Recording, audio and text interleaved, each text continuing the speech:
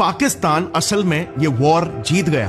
क्या अगर ऑपरेशन सिंदूर के बारे में हमें जो भी कहानी बताई जा रही है वो सिर्फ आधी सच्चाई हो? क्या अगर हमारी मीडिया, हमारी गवर्नमेंट हमसे झूठ कह रही हो और असली सच्चाई ये है कि हम वॉर जीते ही नहीं? कई इंडियंस आज ये बात मानते हैं। चाइना, टर्की, कतर और इवन कुछ हद तक यूएस जैसे देश तो इस नैरेटिव को सपोर्ट भी कर रहे हैं और यही पाकिस्तान की सबसे बड़ी जीत है, मगर इंडिया की सबसे बड़ी हार।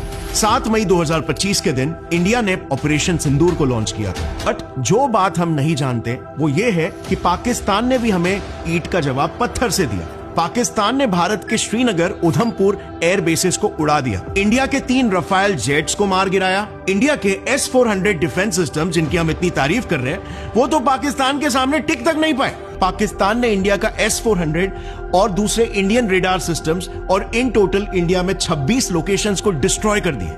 पाकिस्तान के नेवल ऑपरेशंस भी इतने सक्सेसफुल थे कि इंडियन नेवी तक उनका मुकाबला ही नहीं कर पाई। पाकिस्तानी हैकर्स ने तो हम पर इतने घातक वार किए कि हिंदुस्तान की 70% बिजली बंद हो गई।